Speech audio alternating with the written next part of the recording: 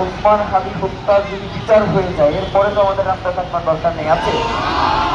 আমরা আজকে 4 দফা দাবি নিয়ে এখানে আসছি। এতক্ষণ আমাদের হাতে দুটো জিনিস ছিল, একটা হচ্ছে হাদি হত্যার বিচার এক হাতে, আর একটা ছিল বাংলাদেশের পতাকা।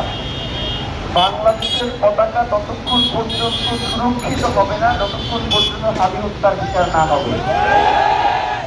আমরা বা ইনকিলাব মঞ্চের পক্ষ থেকে বাংলাদেশের আপামর জনসাধারণকে সাথে নিয়ে 4 দফা দাবি আদায়ে আজকে আমাদের চতুর্থ দিন আমাদের মাঠ ফর ইনসাফের কর্মসূচি চলছে। আমরা প্রথম দফায় বলেছি যে ওসমান হাদির খুনের সাথে যারা জড়িত, শুধুমাত্র যে গুলি করেছে সে নয়, যে গুলি করেছে, যারা তাকে গুলি করিয়েছে, যারা এই খুনের পরিকল্পনা করেছে এবং এখন পর্যন্ত যারা খুনিদেরকে আশ্রয় প্রশ্রয় দিয়ে লালন পালন করছে, প্রত্যেককে বিচারের মুখোমুখি করতে হবে।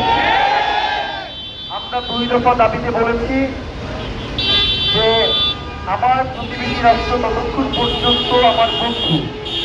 আমি যখন দেখি আমার প্রতিবেশী রাষ্ট্র, আমার দেশে যারা সন্ত্রাস কায়েম করতে চায়, আমার দেশে যারা জঙ্গিবাদের উত্থান চায়, আমার দেশের স্বাধীনতা সার্বভৌমত্ব যারা বিনষ্ট করতে চায়, তাদেরকে আশ্রয় দিয়ে লালন পালন করে বড় করছে, তখন তার সাথে আমার আর কোনো বন্ধুত্বের সম্পর্ক থাকতে পারে না। পাঠাতে হবে। যদি তারা ফেরত না পাঠায়, তাহলে বাংলাদেশে অবস্থানরত সকল ভারতীয়দের ওয়ার্ক পারমিট বাতিল করতে হবে।